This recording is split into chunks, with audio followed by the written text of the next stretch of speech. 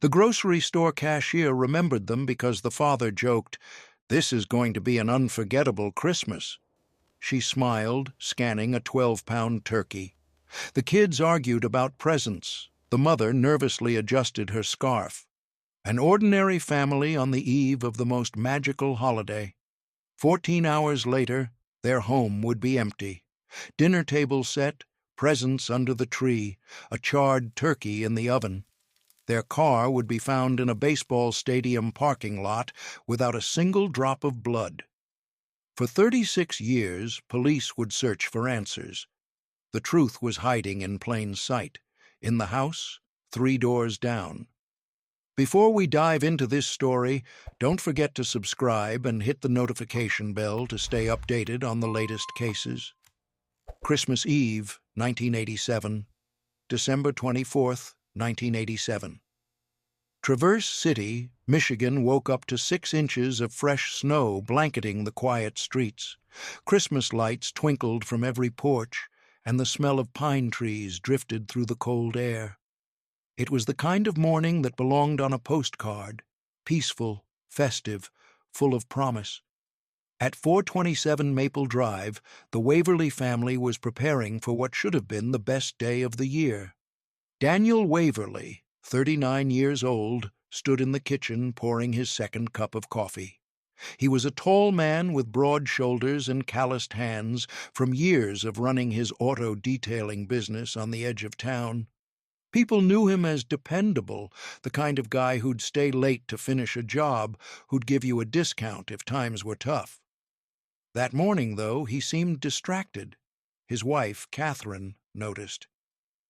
"You okay?" she asked, wrapping a dish towel around her hand as she pulled a tray of cookies from the oven. Daniel turned, forced a smile. "Yeah, just thinking about closing up the shop early today. Want to make sure we have time to get everything ready before Mom arrives."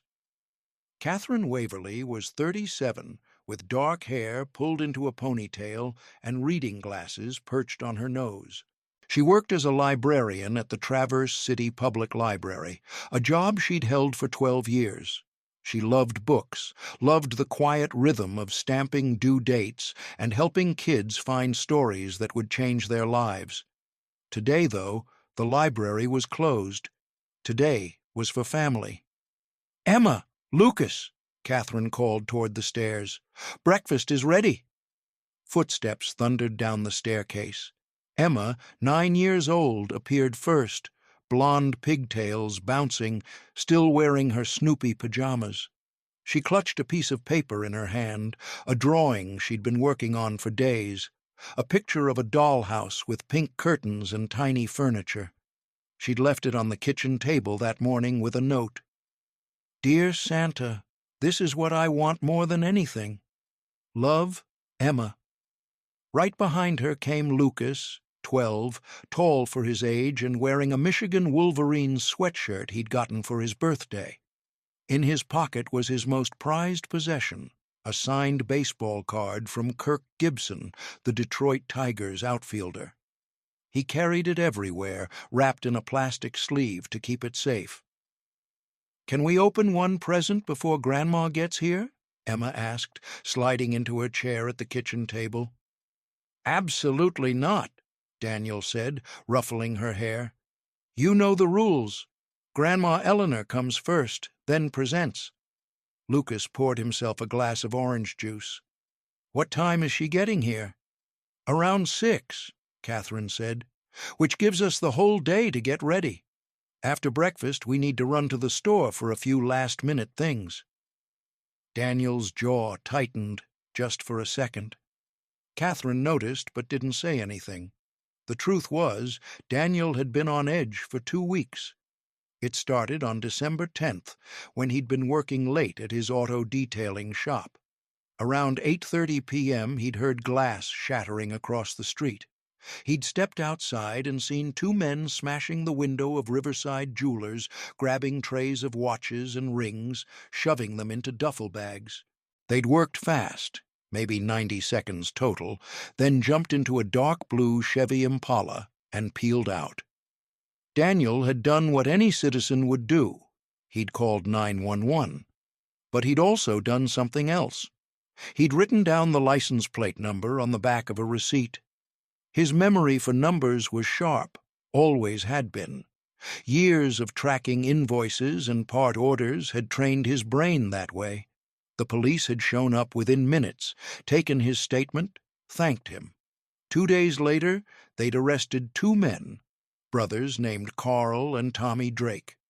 The license plate Daniel had written down had led them straight to the Drake's house on the south side of town. That should have been the end of it, but it wasn't. On December 16th, a black Cadillac had pulled into Daniel's shop. 2 men stepped out, both wearing sunglasses even though the sky was overcast. They didn't have a car to detail. They just stood there, watching Daniel work. After 10 minutes, they got back in the Cadillac and drove away. No words exchanged. Daniel told himself it was nothing. The next day, the same Cadillac came back. This time, one of the men walked up to Daniel while he was buffing a Honda Accord. "You Daniel Waverly?" the man asked. "That's right. Heard you've got a good memory for license plates." Daniel's stomach dropped. He set down the buffer. "Can I help you with something?" The man smiled, but it didn't reach his eyes. "Just wanted to say hello. Merry Christmas." Then he walked back to the Cadillac and left. Daniel didn't tell Catherine about the visits.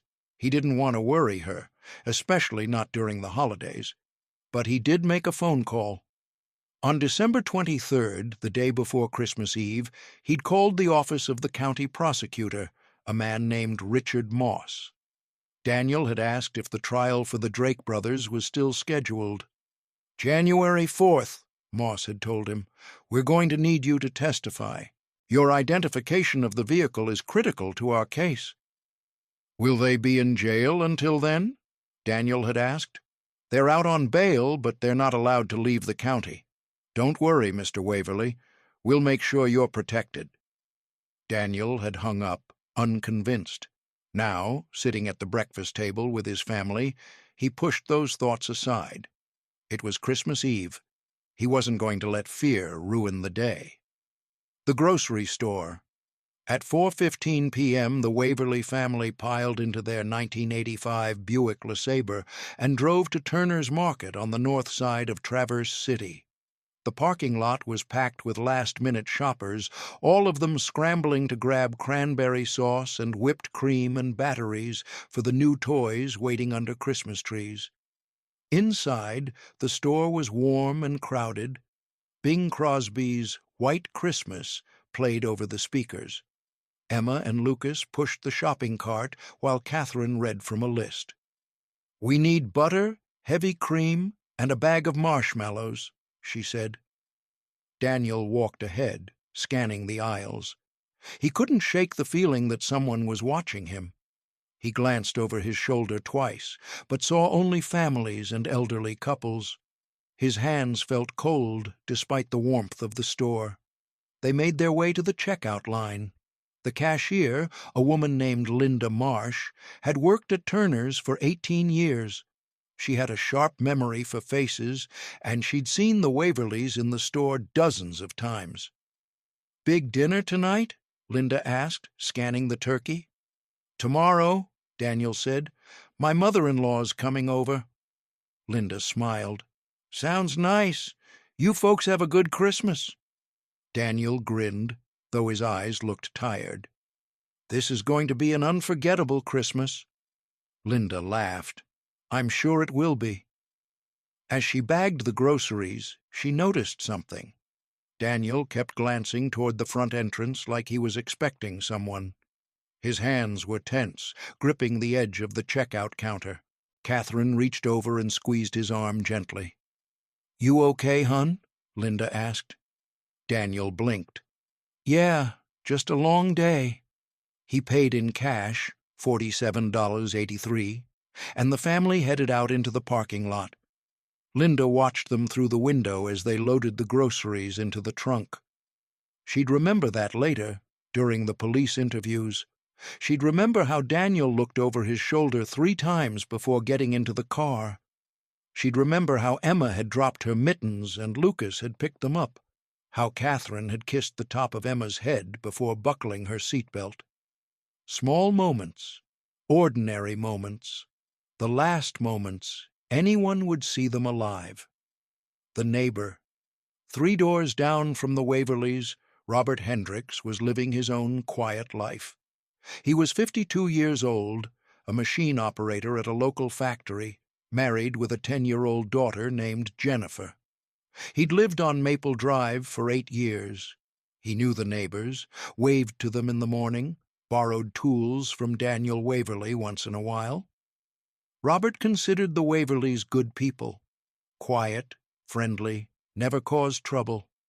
But Robert had a secret, a brother named Dwayne, 34 years old, who'd been in and out of trouble since he was a teenager.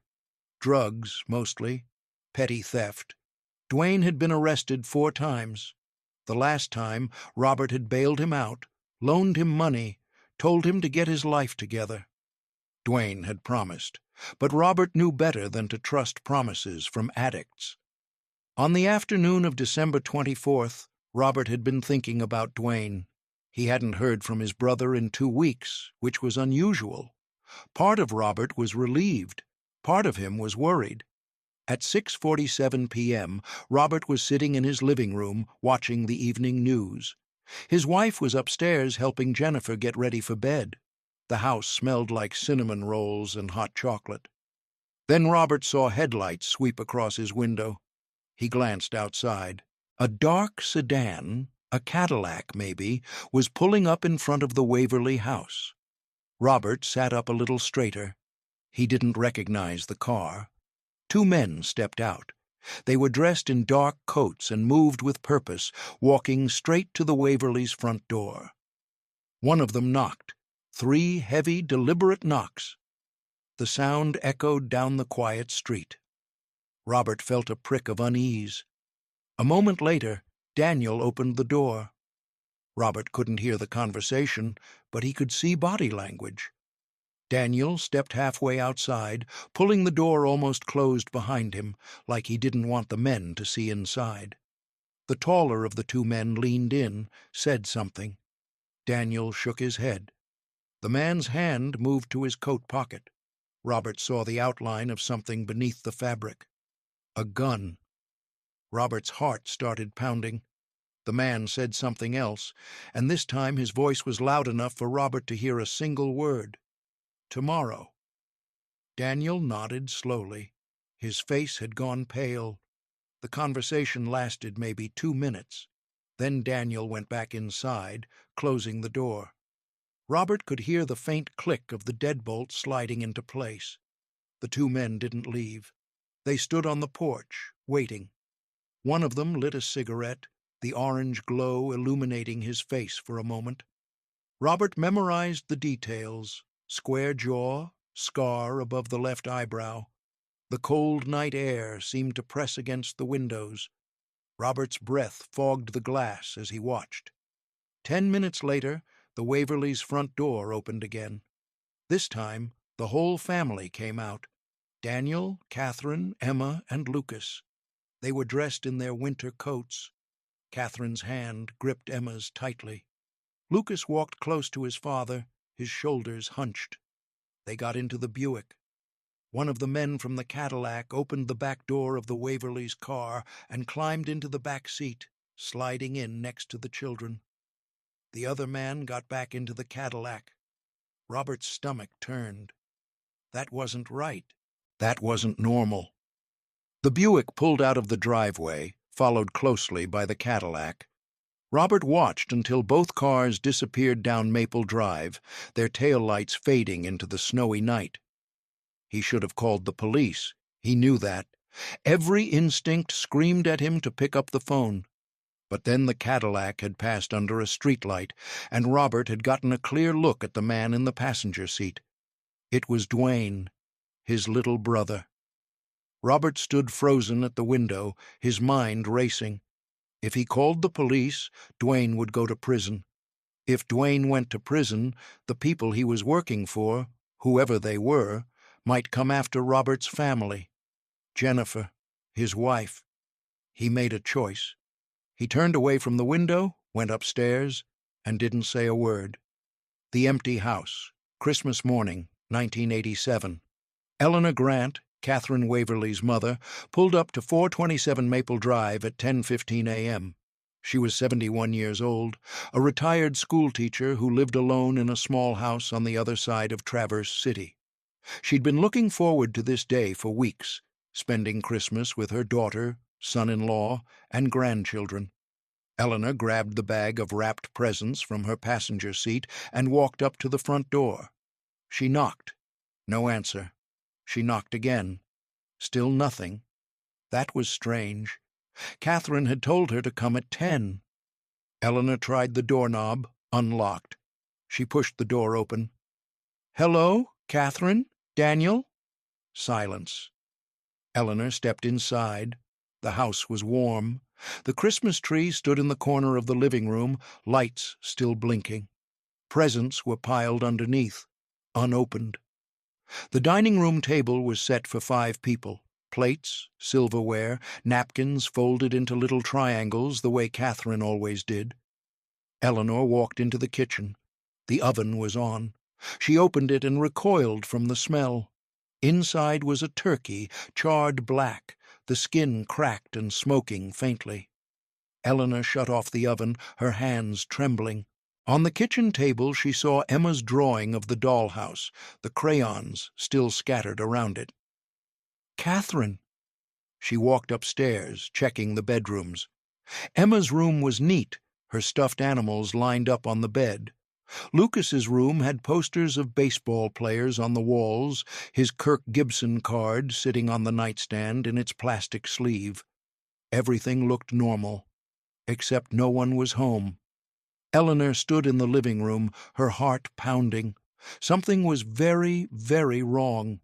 She picked up the phone and dialed the Traverse City Police Department. The investigation begins by noon. 2 patrol officers had arrived at the Waverley house. By 1 p.m., Detective Frank Collins had taken over the case. Collins was 50 years old, a 26-year veteran of the Traverse City Police Department. He'd worked homicides, robberies, missing persons. He'd seen a lot, but this case made his gut twist. "Walk me through it," Collins said to Eleanor Grant, who was sitting in the living room clutching a tissue. "I came here at 10 this morning," Eleanor said, her voice shaking. "Catherine told me yesterday to be here at 10, but no one was home. The door was unlocked. The turkey was still in the oven, burned." Collins nodded. He looked around the room. Everything looked normal. No signs of a struggle, no overturned furniture, no blood, but something felt off. "When did you last speak to your daughter?" he asked. "Yesterday afternoon, around 2. She called me to confirm the time." "Did she sound upset, worried about anything?" Eleanor shook her head.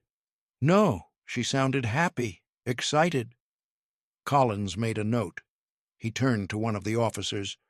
"I want a full sweep of the house. Check every room, dust for prints, and find out if anyone saw the family leave last night."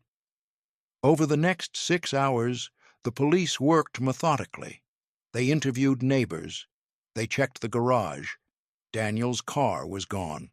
They searched the house and found no signs of foul play, no ransom note, nothing. But they did find one thing. In the kitchen, on the counter next to the phone, there was a notepad. The top sheet had been torn off, but the indentations from the previous page were still visible. A forensic technician used a pencil to shade over the indentations, revealing a phone number. It belonged to the county prosecutor's office. Collins made a call. 20 minutes later, he had the full story. Daniel Waverley had witnessed a robbery. He'd identified the suspects. He was scheduled to testify in court on January 4th. Collins hung up the phone and turned to his partner, a younger detective named Ray Talbot. "This just became a kidnapping case," Collins said. But then something changed. Collins went back to the neighbor interviews. Most people hadn't seen anything, but one neighbor, A woman named Margaret Flynn, who lived across the street, mentioned something odd. "I saw a dark car in front of the Waverleys' house around 7 last night," she said. "Two men got out. They didn't look like friends." "Did you see the family leave?" Collins asked. "I saw their car pull out around 7:30, but I couldn't see who was inside." Collins pressed further. "Did you recognize the dark car? Ever seen it in the neighborhood before?" Margaret shook her head. "Never." Collins made a note to check with Robert Hendricks, who lived 3 doors down. Hendricks' house had a direct line of sight to the Waverley residence. If anyone had seen something, it would be him. But when Collins knocked on the door at 433 Maple Drive, Robert Hendricks said he hadn't seen anything. "I was watching TV with my family," Robert said, his voice steady. "Didn't hear or see a thing until the police cars showed up this morning." Collins studied the man's face. Something about his answer felt rehearsed, but there was no reason to suspect him, no connection to the case, no motive. Collins thanked him and moved on. The search. By December 26th, the search for the Waverley family had expanded across 3 counties. State police joined the effort. Helicopters scanned the forests around Traverse City. Search dogs were deployed. Collins and Talbot focused on the Drake brothers, Carl and Tommy. On the morning of December 26th, they drove to the Drake's house on the south side of town. Carl Drake answered the door. He was 34, muscular, with a shaved head and a tattoo of a snake coiling up his neck. He looked at the detectives with flat, dead eyes. "What do you want?" Carl asked. "We're investigating the disappearance of Daniel Waverley and his family," Collins said. "We need to ask you a few questions." "Never heard of him." "He's the witness in your robbery case." Carl smiled. "Oh, that guy. Yeah, I heard he didn't show up for some meeting or something. Shame." "Where were you on Christmas Eve?" Collins asked. "At McGregor's bar, from 8 p.m. till closing. You can ask anyone." Collins did. He spent the next 2 days tracking down witnesses. 6 people confirmed that Carl and Tommy Drake had been at McGregor's bar from 8 p.m. until 1 a.m. on Christmas Eve. The timeline didn't work. The Waverleys had left their house around 7 p.m. The Drakes had an alibi. What Collins didn't know was that the answer had been 3 doors down all along. The car. On December 28th, a security guard at Traverse City Baseball Stadium called the police. He'd noticed a car sitting in the far corner of the parking lot for 3 days. A 1985 Buick LeSabre, Michigan plates. Collins arrived within 20 minutes. He walked around the car slowly, taking in every detail. The doors were locked. He used a Slim Jim to pop the lock and opened the driver's side door. The interior was clean. No blood, no signs of a struggle. The keys were tucked under the floor mat on the driver's side. An odd detail. Why would someone hide the keys inside the car? Collins checked the back seat. A child's jacket was folded neatly on the seat. In the trunk, he found a duffel bag containing clothes for Emma and Lucas, pajamas, socks, a toothbrush. A forensic team arrived and dusted the car for prints. They found dozens, most belonging to the Waverley family. But on the outside of the driver's side door handle, they found one partial print that didn't match any of the Waverleys. They ran it through the Michigan State Police database. No match. They ran it through the FBI's national database. No match. The print belonged to someone with no criminal record, or at least no record as of 1987. Collins made a decision. He ordered prints taken from all immediate family members and Daniel's work colleagues. Standard procedure. But the partial print was too degraded to match against potential suspects without probable cause. They'd need a full, clean print, and a legal reason to take one from anyone who wasn't already in the system. The trail went cold. The dead end. By mid-January 1988, the investigation had stalled. Collins and his team had interviewed over 60 people. They'd searched hundreds of acres of forest. They'd checked bus stations, train stations, airports. They'd contacted police departments in neighboring states. Nothing.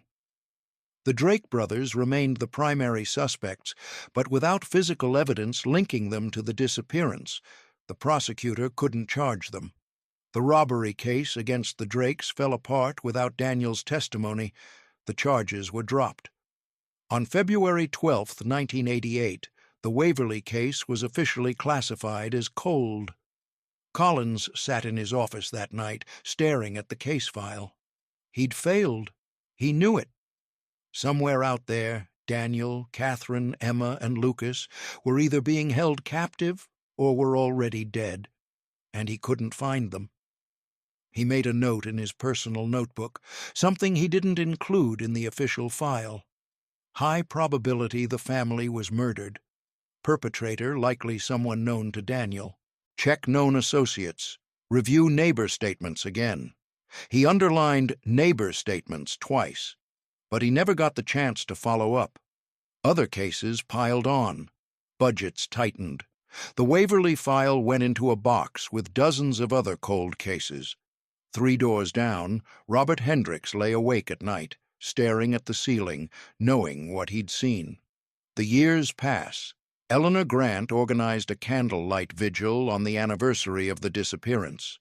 70 people attended, holding candles in the December snow. Eleanor stood at the microphone, her voice breaking. "Please," she said, "if anyone knows anything, please come forward. I just want to bring my family home." Robert Hendricks stood at the back of the crowd, his hands shoved in his pockets. He watched Eleanor cry and felt his chest tighten, but he said nothing. Dwayne was still alive, still out there, and Robert had a daughter to protect. A man called the police, claiming he'd seen a woman matching Catherine's description at a gas station in Ohio. Detectives investigated. It wasn't her. That same year, Dwayne Hendricks died of a drug overdose in a motel room in Detroit. Robert got the call from the county coroner. He drove to Detroit alone, identified the body, and paid for a cremation. At the funeral, attended by only 3 people, Robert stood over the urn and thought, "Now I'm the only one who knows." He still said nothing. The Waverly house was sold to a young couple with 2 kids. The new owners found Christmas decorations still in the attic, boxes labeled in Catherine's handwriting, "Tree lights, 1986. They threw them away. Eleanor Grant gave an interview to the Traverse City Record-Eagle on the 18th anniversary of the disappearance. She was 89 years old, her hands shaking as she held a photo of Emma and Lucas. "I just want to know what happened to my family," she said, tears streaming down her face. "I just want to bring them home." The article ran on page 4. 53 people read it. No one came forward. Detective Frank Collins retired after 44 years with the Traverse City Police Department. At his retirement party, a colleague asked him about his biggest regret. Collins didn't hesitate. "The Waverly family," he said. "I dream about them sometimes. That empty house, those unopened presents." He died 8 years later in 2018, never knowing the truth. Eleanor Grant passed away at the age of 99. She died in her sleep, alone in the same house where she'd raised Catherine. On her nightstand was a framed photo of the Waverly family taken at Christmas 1986. Daniel, Catherine, Emma, and Lucas, all smiling in front of a Christmas tree. She was buried next to her late husband. The funeral director placed the photo in her casket, tucked beneath her folded hands. She never learned what happened to her family. By 2020, most people in Traverse City had forgotten about the Waverly family. The case was a footnote in local history, a tragedy that had faded with time. But Robert Hendricks, now 74 years old, hadn't forgotten. Every Christmas, he'd stand at his living room window and look down the street toward 427 Maple Drive. The house looked different now. New paint, new owners, new Christmas lights. But in Robert's mind, he still saw the Waverleys loading into their car, saw the Cadillac following them into the night. He'd carried the weight of what he'd seen for 33 years. Fear had kept him silent, fear for his family, fear that speaking up would destroy everything he'd built. But in December 2023, something changed. Robert had a stroke. He was rushed to Munson Medical Center in Traverse City, where doctors stabilized him but warned his daughter, Jennifer, that another stroke could be fatal. Lying in that hospital bed, hooked up to machines that beeped and hummed, Robert realized he was running out of time. He thought about Eleanor Grant, who died never knowing the truth. He thought about Emma's drawing of the dollhouse. He thought about Lucas's baseball card. He thought about 36 Christmases that the Waverly family never got to see. He needed to tell the truth. He needed to unburden himself before it was too late. On December 20th, 2023, Robert called Jennifer to his bedside. "I need to tell you something," he said, his voice weak. "About the Waverly family." Jennifer listened, her face growing pale as her father spoke. She heard about the Cadillac, the two men, the gun. She heard about Dwayne. She heard about 36 years of silence. When he finished, she sat in silence for a long moment. Then she picked up her phone and called the Traverse City Police Department. The call, December 21st, 2023. Detective Marina Vasquez sat at her desk in the Traverse City Police Department's cold case unit, staring at a stack of files that seemed to grow taller every week. She was 34 years old, dark-haired, with sharp eyes that missed nothing. She'd transferred to cold cases 2 years ago after working homicides in Detroit. The pay was worse, the cases were older, but something about giving families closure appealed to her in a way that chasing fresh leads never had. Her phone rang. She glanced at the caller ID, Traverse City Hospital. Probably another false lead. She'd gotten a dozen calls over the past year from people claiming to have information about unsolved cases. Most of them went nowhere. She picked up anyway. "Detective Vasquez, Cold Case Unit." "My name is Jennifer Hendricks," a woman's voice said. She sounded nervous. "I'm calling about the Waverly family, the ones who disappeared in 1987. Vasquez sat up straighter. The Waverly case. She knew it well, had read through the entire file 3 times when she'd first joined the unit. 4 people vanishing on Christmas Eve.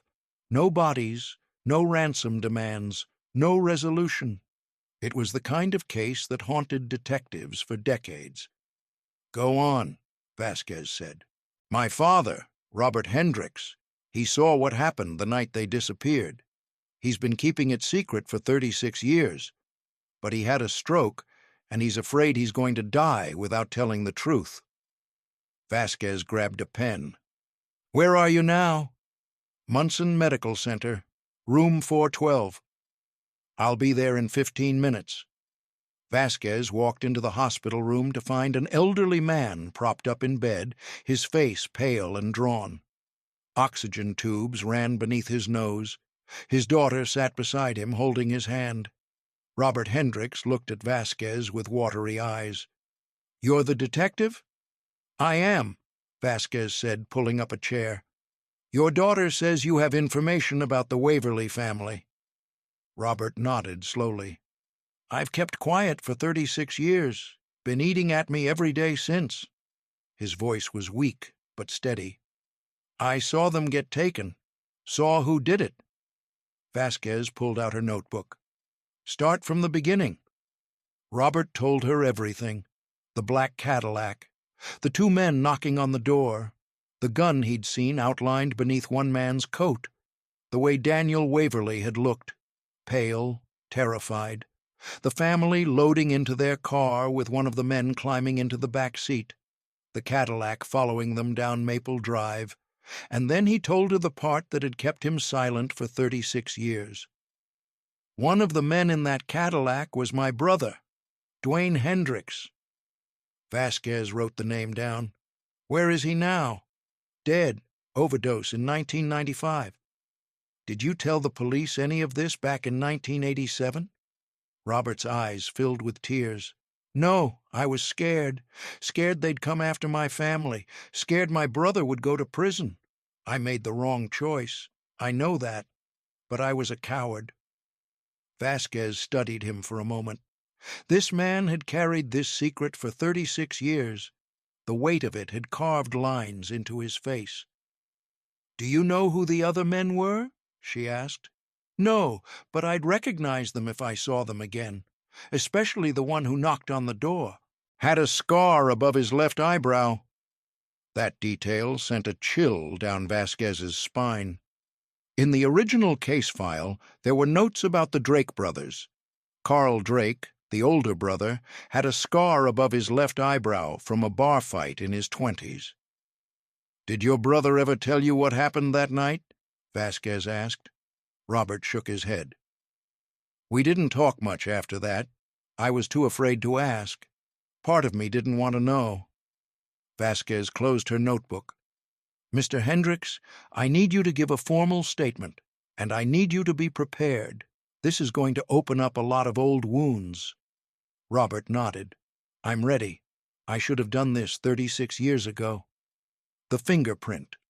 Back at the station, Vasquez pulled the Waverly case file from the archives. It was thick, hundreds of pages of witness statements, forensic reports, search logs. She flipped to the section on physical evidence. The partial fingerprint found on the Waverly car's door handle had been run through databases in 1987 and came up empty. But that was 1987. Technology had changed, databases had expanded, and more importantly, genetic genealogy databases now existed, tools that hadn't been available back then. Vasquez called the forensic lab. "I need you to pull evidence from the Waverly case, specifically the partial fingerprint lifted from the car in 1987. I want it reanalyzed using current technology." "You got it," the lab tech said. "Give me 48 hours." But Vasquez didn't want to wait. She started digging into Dwayne Hendricks' background. Arrest records showed he'd been picked up 4 times between 1983 and 1991, possession, theft, assault. Each time his fingerprints had been taken and entered into the system. Vasquez called the lab back. "I need you to compare that partial print to Dwayne Hendricks, date of birth, March 15, 1953, deceased 1995. 20 minutes later, the lab tech called back. "It's a match. The partial print on the Waverly car belongs to Dwayne Hendricks." Vasquez felt a surge of adrenaline. This was the break they'd been waiting for. But Dwayne was dead. He couldn't tell them where the bodies were. He couldn't tell them who else was involved. Unless someone else could. The brothers Vasquez spent the next 3 days digging into Carl and Tommy Drake. The brothers had been the primary suspects in 1987, but their alibi had held up. 6 witnesses placed them at McGregor's bar from 8 p.m. to 1 a.m. on Christmas Eve. But something about that alibi bothered Vasquez. It was too clean, too convenient. She tracked down the original witness statements. Most of the witnesses were regulars at McGregor's, friends of the Drakes, people with their own criminal records. Not exactly reliable. Vasquez decided to re-interview them, even though it had been 36 years. 2 of the witnesses were dead. 3 had moved out of state.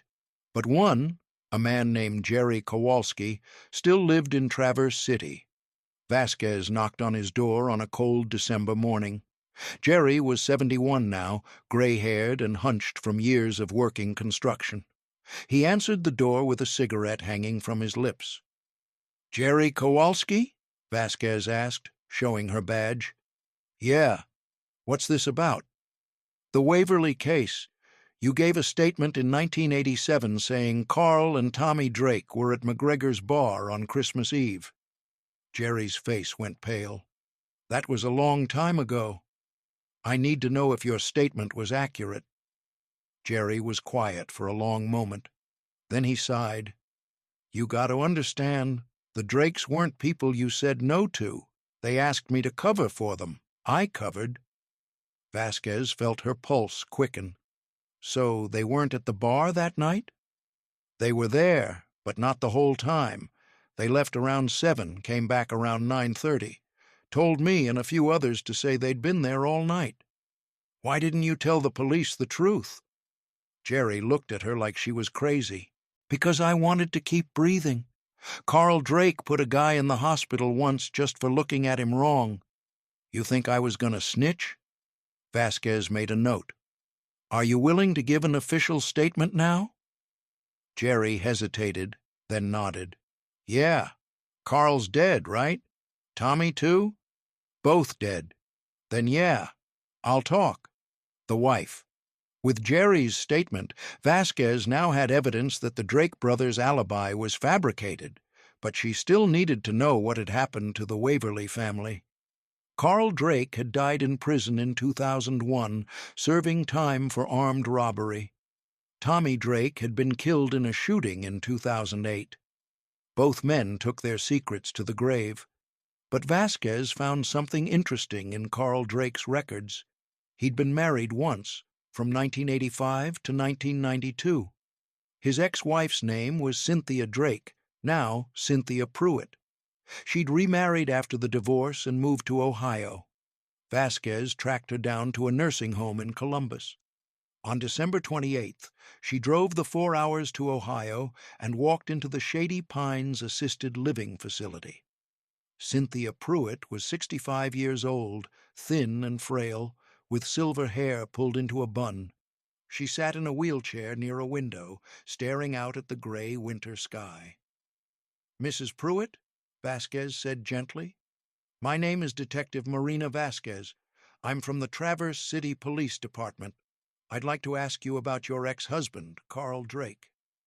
Cynthia turned to look at her. Her eyes were tired, haunted. I haven't thought about that man in years. I'm investigating the disappearance of the Waverly family in 1987. I believe Carl was involved. Cynthia was quiet for a long moment. Then she nodded. I've been waiting for someone to come ask me about that. Vasquez sat down. What can you tell me? Cynthia's hands trembled in her lap. Carl and Tommy, they were monsters. I stayed with Carl for 7 years because I was too scared to leave. He hit me, threatened me. Told me if I ever left, he'd kill me. Did he tell you what happened to the Waverly family? Cynthia nodded slowly. He didn't have to. I was there. Cynthia told Vasquez everything. On Christmas Eve, 1987, Carl and Tommy had been desperate. They'd been arrested for the jewelry store robbery, but the charges had been dropped due to lack of evidence. The only thing connecting them to the crime was the testimony of one witness, Daniel Waverly. The trial was scheduled for January 4th. If Daniel testified, Carl and Tommy would go to prison for 10 years minimum.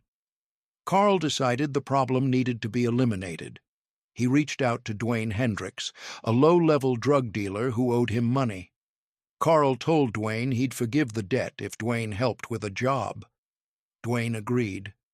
On the evening of December 24th, Carl, Tommy, and Dwayne drove to 427 Maple Drive. Carl knocked on the door. When Daniel answered, Carl showed him the gun tucked into his coat. He told Daniel to get his family and come with them. If Daniel refused, Carl would kill his wife and children right there in the house. Daniel had no choice. He got his family, and they got into their car. Dwayne climbed into the back seat to keep an eye on them. Carl and Tommy followed in the Cadillac. They drove to an abandoned barn about 50 miles outside Traverse City, in the middle of the woods. The barn had been used for storing hay decades ago, but had been empty for years. Cynthia had been forced to come along. Carl told her if she said anything to anyone, he'd kill her too. At the barn, Carl and Tommy took the Waverly family inside. Carl tried one more time to get Daniel to agree not to testify. He offered money. He offered protection. He promised they'd let the family go if Daniel just stayed quiet. Daniel refused. He said he'd made a promise to the prosecutor, and he wasn't going to let criminals walk free. That's when Carl made his decision. "He shot Daniel first," Cynthia said, her voice shaking. "Right in front of his family." Catherine screamed. "The kids! God, the kids were crying." Vasquez felt sick to her stomach, but she kept writing. "Carl said we couldn't leave witnesses. He shot Catherine next. Then he turned the gun on the children." Cynthia broke down, sobbing.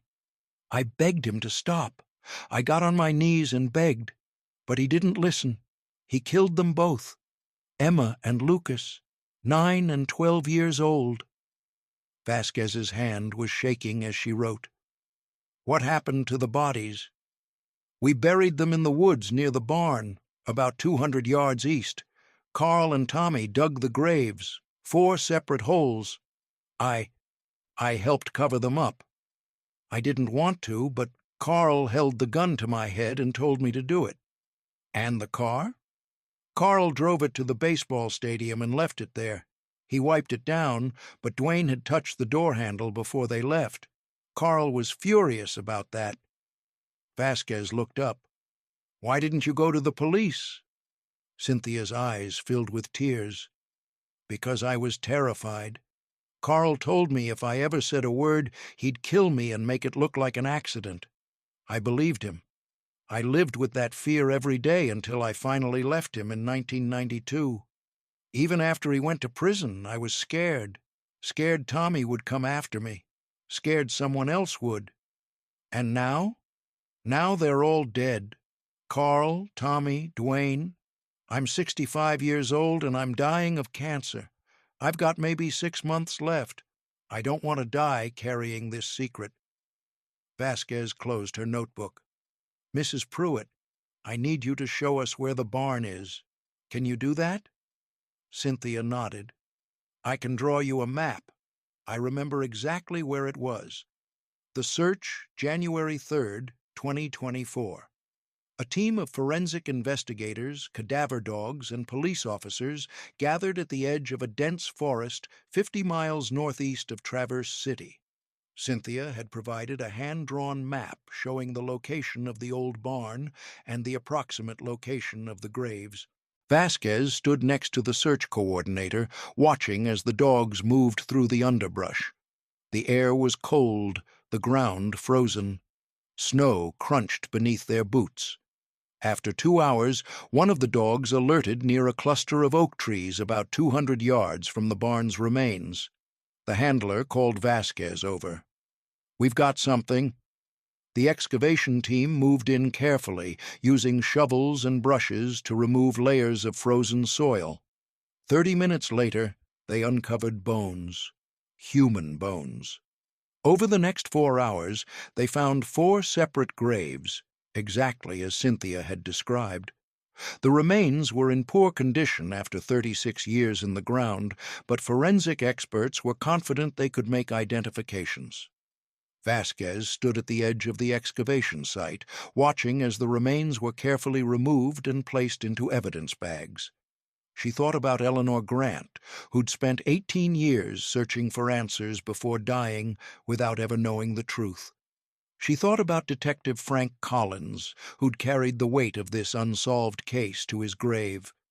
And she thought about Robert Hendricks, lying in a hospital bed, finally unburdening himself after 36 years of silence. The identification. The remains were transported to the Michigan State Police Forensic Lab. DNA analysis would take weeks, but Vasquez needed to know as soon as possible if these were the Waverly family. Fortunately, the original case file included biological samples taken from the Waverly home in 1987, hair from brushes, toothbrushes, clothing. Eleanor Grant had also provided a DNA sample in 2002, hoping it might someday help identify her missing family. On January 15, 2024, the lab results came back. The remains belonged to Daniel Waverly, Catherine Waverly, Emma Waverly, and Lucas Waverly. After 36 years, they'd been found. The arrest. On January 18, 2024, Cynthia Pruitt was arrested and charged with 4 counts of accessory to murder and conspiracy to commit murder. Given her cooperation, her age, and her terminal cancer diagnosis, the prosecutor offered a plea deal: 15 years in prison with the possibility of parole after 10. Cynthia accepted. At her arraignment, she sat in a wheelchair, her hands folded in her lap. When the judge asked if she had anything to say, she looked directly at the camera in the courtroom, knowing the press was broadcasting the hearing live. "I want to say I'm sorry," she said, her voice barely above a whisper. "To the family, to Eleanor Grant, who died never knowing what happened to her daughter and grandchildren. I should have come forward years ago. I was a coward. I let fear control me, and 4 innocent people paid the price. I can't undo what I did. But I hope that telling the truth now brings some measure of peace." The courtroom was silent. The judge sentenced her to 15 years. Given her cancer diagnosis, it was unlikely she'd live to see parole. As the deputies wheeled her out of the courtroom, reporters shouted questions. Cynthia didn't answer. She kept her eyes down, tears streaming down her face. The funeral, February 10th, 2024. The city of Traverse City held a funeral for the Waverly family.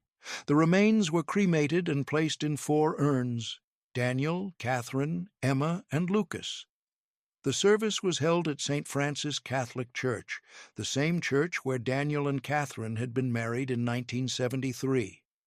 Over 300 people attended: former neighbors, colleagues from the library, parents of Emma and Lucas's classmates, now in their 40s and 50s themselves, bringing their own children to pay respects.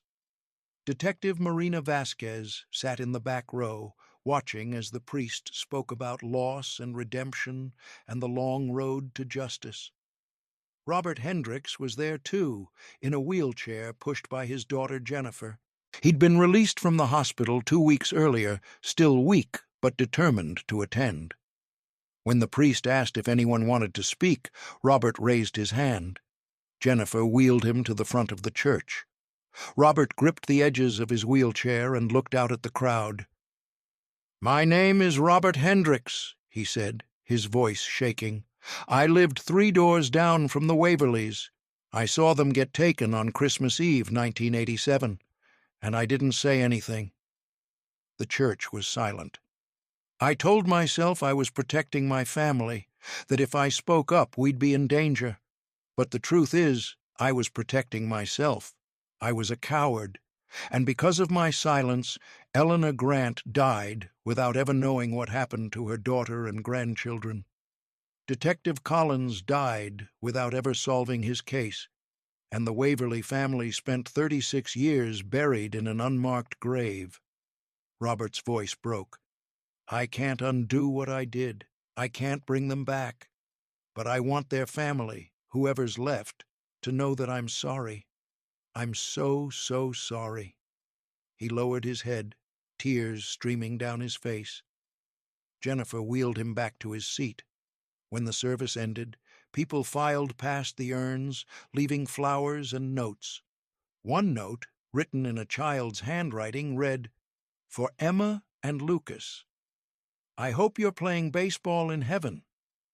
Vasquez placed a small Christmas wreath at the base of the urns. It seemed fitting. The Waverleys would finally have the Christmas they never got. The burial.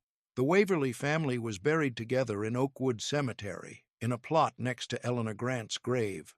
The headstone read, "The Waverly family, Daniel, 1948-1987, Catherine, 1950-1987, Emma, 1978-1987, Lucas, 1975 to 1987, taken too soon, reunited at last.